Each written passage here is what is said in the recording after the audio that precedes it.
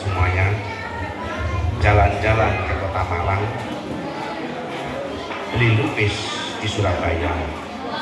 Sebelumnya saya ucapkan salam Buddhis, namo buddhaya. Namo buddhaya. Assalamualaikum warahmatullahi wabarakatuh. Salam, Om Swastiastu, salam kebajikan, rahayu, rahayu, rahayu. Yang saya hormati Bapak Kepala Kantor Kementerian Agama Kabupaten Kepulauan Meranti, Bapak Dr. Andes Haji Junuman, rekan saya dari dulu ketika pertama kali saya hadir di Kabupaten Meranti. Yang saya terima kasih atas bantuan beliau keliling kemana-mana sehingga perkembangan agama Buddha maju, dan sampai dengan hari beliau juga tetap bersama di tengah-tengah kita. Tepuk tangan untuk beliau. Kemudian yang saya hormati anggota Dewan Ibu Cuncun. Sebenarnya nama Indonesia itu apa sih ya? Apa memang Cuncun atau gimana, saya kurang paham. Cuman kenalnya sejak saya datang ke Kabupaten Meranti, kenalnya ya Ibu Cuncun. Tapi mohon maaf kalau salah Bu, namanya siapa Ibu Cuncun sebagai anggota Dewan sudah dua periode kalau nggak salah. Mudah-mudahan kelak bisa menjadi anggota Dewan Provinsi. Kita doakan, yang penting beliau punya karya, punya kegiatan yang bermanfaat dan terlihat oleh masyarakat. Kita doakan semoga beliau selalu sehat dan kemudian bisa, mungkin barangkali bukan hanya anggota Dewan, bisa saja beliau menjadi bupati kalau itu diizinkan. Terima kasih, silakan tepuk tangan untuk beliau. Kemudian yang saya hormati Bapak Kepala Ibu penyelenggara Buddha, Ibu Metawati. Ini adalah satu tokoh, seorang wanita yang memang penuh perjuangan. Bahkan saya pernah keliling sama beliau dengan Ibu Cuncun. Saya tidak tahu beliau sedang hamil besar, hamil tua pada waktu itu di sebuah desa, nggak tahu mana desanya, nggak dapat kapal Pak, pulang nggak bisa bertiga, nyari tempat untuk tidur nginep juga nggak ada. Akhirnya berkat perjuangan Bu Cuncun, entah bagaimana caranya kita bisa pulang dari tempat itu. Saya tidak tahu kalau Ibu Metawati pada waktu itu sedang hamil besar. Ya kan, inilah perjuangan yang luar biasa, sehingga umat Buddha di sini tentu tidak akan melupakan jasa-jasa yang pernah dilakukan oleh Ibu Metawati. Semoga Ibu Metawati selalu sehat dan kelak mungkin bisa jadi pembimas Buddha. Mudah-mudahan menggantikan saya, karena saya sebentar lagi pensiun. Mungkin barangkali hari ini pertemuan terakhir dengan Bapak Ibu, bukan berarti pertemuan terakhir saya meninggal dunia, tetapi pertemuan terakhir diundang Bapak Ibu. Tetapi kalau nanti masih diundang lagi, berarti saya bukan lagi jadi pembimas, tetapi hanya sebagai tokoh agama. Itu pun kalau diundang, itu pun kalau Bapak Ibu masih senang dengan saya, kan gitu. Terima kasih. Kemudian yang saya hormati Bapak Lurah, Bapak Kepala Desa ya, bukan Lurah, Pak Jumri.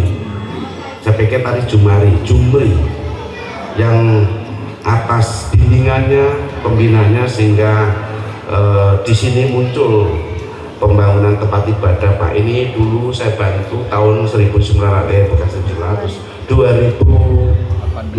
kalau saya 18 ya, ini saya bangun dengan bantuan yang cukup minim Pak. Dulu itu adalah 400 juta, tapi dengan muncullah pembangunan ini. Ini cikal bakal munculnya umat Buddha. Tetapi sebelum itu sesungguhnya umat Buddha itu muncul ketika perkawinan massal seperti yang diceritakan oleh Bapak Tri, yaitu pada waktu saya kunjung ke sini, memang sini belum terbentuk, sesak ini belum muncul agama Buddha.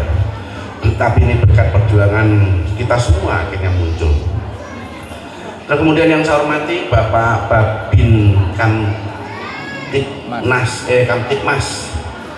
Waduh, lupa saya tadi menanyakan namanya, yang hadir pada kesempatan hari ini. Kemudian tidak lupa yang saya hormati Bapak Tri sebagai tokoh penggerak dan pembina dan akhirnya umat Buddha di sini muncul. Apapun alasannya, beliau adalah tokoh. Bagaimanapun jerih payahnya tidak bisa kita nilai dengan uang. Sehingga umat Buddha di sini bangkit dan muncul anak-anak yang dulu mungkin barangkali ketika 12 tahun yang lalu saya datang ke sini masih kecil-kecil mungkin barangkali. Nah sekarang sudah gede, sudah besar-besar, bahkan sudah bisa menyanyi, bisa menari, bahkan mungkin besok saya hadir udah menikah semuanya, kan gitu toh. Nah inilah perkembangan hidup, perkembangan sebuah bangsa. Kemudian yang saya hormati para tokoh, terutama para donatur yang telah memberikan bantuan dana. Seharusnya para donatur itu di depan Pak duduknya tadi itu supaya kita bisa melihat. Bapak Ibu sekalian, bangunan ini memang muncul karena sesamping juga semangat yang tadi dikatakan oleh Bapak Tri. Semangat Pak Tri itu hanya punya aditana. Aditana itu dalam bahasa Sanskerta, bahasa Indonesia niat yang kekeh dan ulet. Tapi niat itu kalau tidak punya karma baik, pendukung yang lain, maka niat itu tidak akan terwujud. Ternyata niat yang suci yang ada di dalam diri Pak Sugianto Triwidodo didorong oleh situasi yang bagus, yaitu ada donatur entah murid yang pernah dididik sehingga sekarang menjadi sukses dan kaya, teringat dan kemudian menanamkan sebuah kebajikan di tempat ini. Tepuk tangan untuk Bapak donatur yang memberikan dana. Nanti perlu dipanggil Pak, supaya saya tahu, mana tahu nanti saya diberi donatur juga, kan gitu, kan gitu. Kemudian yang saya hormati seluruh umat Buddha, para tokoh, Pak Aseng mana Pak Aseng? Berarti tadi doanya nggak sungguh-sungguh karena kertasnya terbang. Umat-umat yang ketawa berarti juga nggak doanya nggak sungguh-sungguh karena melihat. Saya tadi menjem mata saya, tapi orang ketawa semua jadi melihat, kan gitu. Kan gitu. Tapi nggak apa-apa, namanya ada alam yang mengganggu situasi keheningan gitu. Bapak Ibu sekalian, sebagai umat beragama, marilah kita tidak henti-hentinya untuk menyampaikan puji syukur kepada Tuhan Yang Maha Esa, Sang Triratna, karena atas berkat, rahmat dan karunia-Nya lah, maka pada pagi yang berbahagia ini kita semuanya bisa hadir di ruangan ini dalam keadaan sehat, tiada halangan suatu apapun. Sehat itu adalah keberuntungan yang paling terbesar. Itu bagi umat Buddha. Pak Julman bahwa di dalam kitab suci umat Buddha itu di ayat atau di Dhammapada 204 itu dikatakan bahwa kesehatan adalah keberuntungan yang terbesar, kepuasan adalah kekayaan yang tertinggi, kepercayaan adalah sahabat yang terbaik, nibbana atau surga adalah kebahagiaan yang tertinggi. Itu makanya berbahagialah Bapak Ibu, sungguh pun nggak punya duit, yang penting sehat. Lebih-lebih sehat dan punya duit yang gitu. Itu. Bapak Ibu sekalian, saya cukup bangga bahwa pada hari ini wihara yang diimpikan, yang diharapkan, yang diinginkan oleh umat Buddha Desa Sesat terwujud. Sungguh pun tidak berlantai emas seperti yang diharapkan oleh Bapak Triwidodo. Sebetulnya kalau bahasa kiasan berlantai emas itu maksudnya punya bangunan yang gedung yang mewah, itu saja sebetulnya. Nggak ada di dunia ini tempat ibadah yang berlantai emas kayak gitu, itu rebutan, kecuali di Thailand. Kalau Thailand memang bukan lantainya, tetapi gedung pembangunan wiharanya itu memang dari emas murni. Kenapa? Karena kalau di sana ada seorang raja menyumbang tempat ibadah itu memang menyumbang emas beneran sebobot tubuhnya, kemudian ditempel ke dinding-dindingnya. Di Kamboja, di Thailand, di Sri Lanka itu memang bangunan-bangunan sucinya betul-betul emas. Nah, teman ditempel. Kenapa nggak dicuri? Ya inilah perilaku mungkin yang sudah terjaga. Seperti yang dikatakan oleh Bapak Julman bahwa kita bukan hanya sekedar memberikan tempat ibadah, tetapi bagaimana mengisi tempat ibadah ini menjadi tempat yang mampu merubah, kata Bapak Lurah, ini adalah tempat perubahan perilaku. Kalau saya bilang ini adalah pabrik yang mengelola perilaku, mengelola etika, yang mengelola spiritual yang tadinya tidak baik menjadi baik, yang tadinya kurang pas menjadi pas. Cuman beda bahasa, tetapi yang jelas bahwa apa yang diharapkan oleh Bapak Lurah tadi, bahwa tempat ibadah ini jangan hanya sekedar dibangun, tetapi bagaimana tempat ibadah ini menjadi agen perubahan seperti yang dikatakan oleh Bapak Lurah. Karena ini pesan beliaulah yang punya kewenangan di sini, maka umat Buddha di sini harus mentaatinya sehingga tempat ini benar-benar berguna dan bermanfaat. Kalau ini tempat ini berguna dan bermanfaat, siapa yang beruntung? Yang beruntung pertama adalah orang yang menyumbangkan kebajikan di tempat ini. Bapak-bapak para donatur adalah penyumbang kebajikan, dan beliau telah meletakkan ladang kebajikan di sini. Sepanjang ladang ditanemin, maka para donatur, para pengelola, para penggagas akan mendapatkan pahala terus-menerus sepanjang ini digunakan. Ini sama dengan ladang kebajikan. Begitu para donatur berdana, berarti sama dengan dia membeli ladang kebajikan. Dan sepanjang ladang kebajikan itu digunakan untuk perbuatan kebajikan, digunakan untuk membina spiritual, membina orang yang membina anak-anak menjadi baik, maka sepanjang itu pula para donatur, para penggagas, para penyumbang akan mendapatkan pahala sepanjang hayat. Sungguh pun kita sudah meninggal dunia. Itu dalam konsep Buddhis, Pak ya. Itu konsep Buddhis gitu. Saya kurang tahu kan di konsep. Mungkin saya kira tidak jauh berbeda. Gitu, kalau orang itu menanam kebajikan pasti akan memberikan pahala sepanjang hayat. Sama dengan orang membuat jembatan. Sepanjang jembatan itu digunakan oleh orang, maka sepanjang itu pula ia mendapatkan pahala dari jembatan itu. Itu, Bapak Ibu sekalian, ini harapan saya. Mudah-mudahan pembangunan wihara yang tadi dikatakan oleh Romo atau Pak Triwidodo itu sungguh sangat panjang dan melelahkan, sungguh sangat sulit perjuangannya. Ini saya akui, memang sulit, memang panjang, liku-liku penderitaannya cukup panjang, yang mungkin barangkali tidak diceritakan oleh Bapak Triwidodo, tetapi saya tahu bahwa jelas perjalanan sejarah sehingga terbangunnya ini sungguh sangat sulit. Tetapi perlu kita ketahui semua, sungguh pun pembangunan ini sulit, tapi jauh lebih sulit memeliharanya. Memelihara apa? Memelihara gedungnya supaya gedungnya betul-betul bermanfaat. Jangan sampai sudah dibangun megah tetapi umatnya sepi dan hilang. Itu yang paling menyedihkan. Kalau kemarin sedih, tapi jauh lebih menyedihkan ketika nanti ini ditinggalkan umat. Nah, inilah yang perlu kita pahami, bagaimana menjaga, memelihara, dan kemudian terus-menerus mempertahankan agar wihara ini bermanfaat bagi masyarakat, khususnya masyarakat di desa Undur, di desa Sesar. Ini yang paling penting, ini tugas yang paling berat. Kalau kemarin tugas membangun, tugas yang paling berat adalah memanfaatkan gedung ini. Jangan sampai gedung ini ditinggalkan umat, jangan sampai gedung ini jadi peninggalan sejarah. Tetapi bagaimana gedung ini sepanjang hayat digunakan oleh umat, membentuk, membina, memelihara, dan merubah perilaku umat dari yang tidak baik menjadi baik. Itu yang paling penting dari kesemuanya itu. Nah, inilah tugasnya para pimpinan dan lembaga.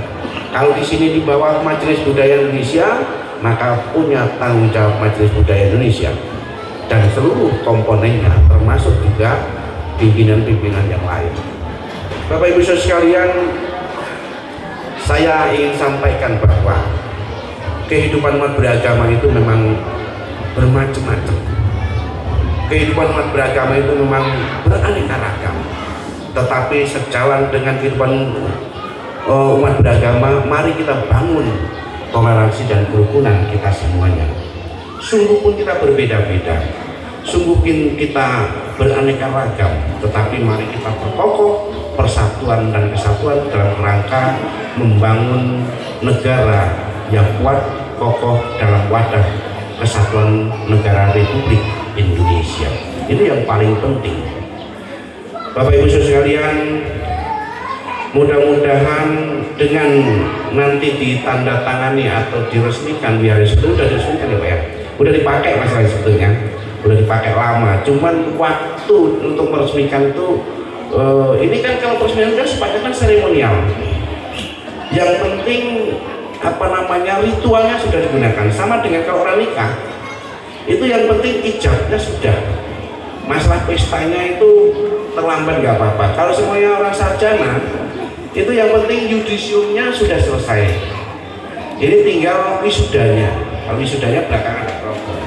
Nah kapanpun uang ini tidak diresmikan juga nggak apa-apa Pak, yang betul berguna. Kalau intinya kan berguna, intinya kan digunakan, cuman untuk demi kepuasan seluruhnya, maka kemudian ada seremonial yaitu peresmian. Ya nggak apa-apa, ini demi untuk apa namanya rasa puas kita bahwa kita telah mampu membangun sebuah gedung.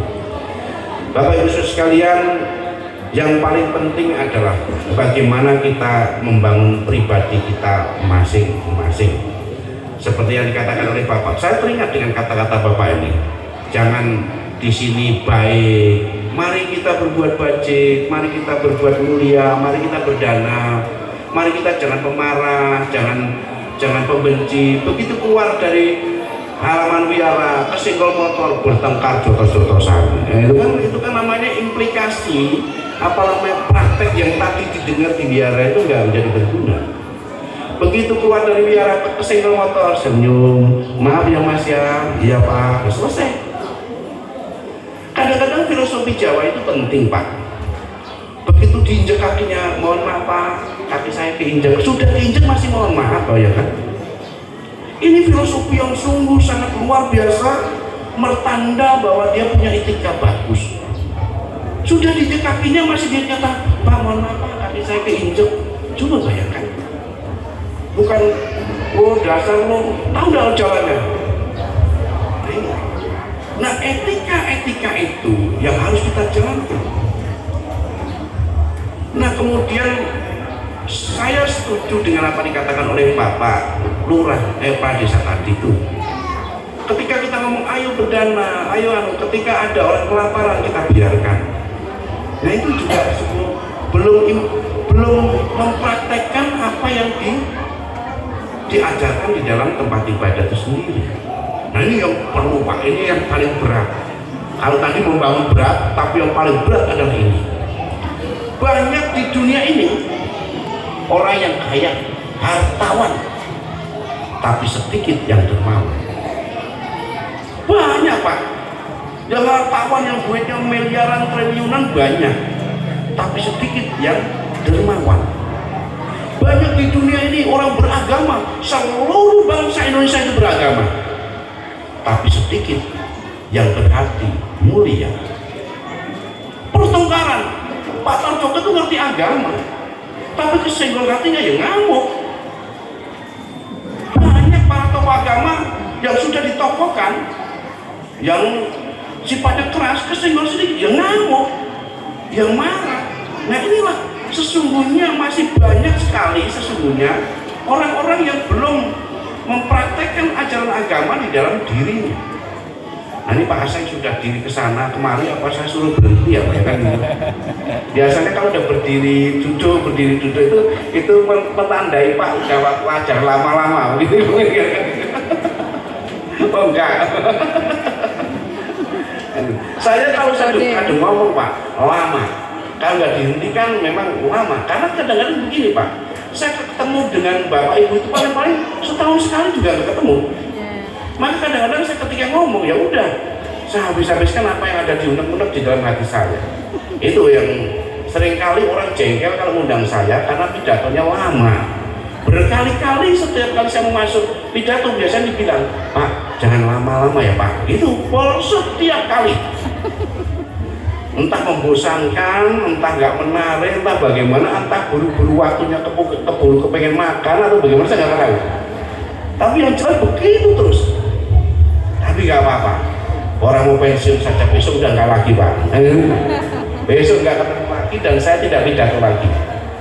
Nah itu Bapak Ibu sekalian, sampai di mana tadi? Gara-gara Pak Aseng lewat sono lewat sini jadi lupa saya kan gitu.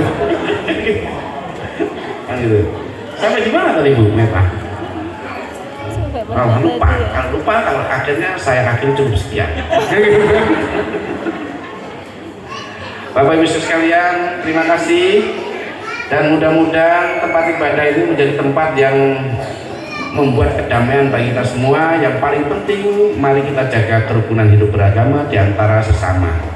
Mari kita bantu siapapun orangnya, jangan pandang pilih apa agamanya, apakah sukunya, apakah etnisnya, apakah warna kulitnya. Yang penting kita membangun kebersamaan dan memberi kedamaian kepada setiap orang, karena agama Buddha adalah doanya Sabe Sata Bawantu Supitata, semoga semua makhluk hidup berbahagia, bukan hanya makhluk yang disebut manusia, tetapi termasuk hewan dan lain-lainnya. Terima kasih, selamat malam lagi kan.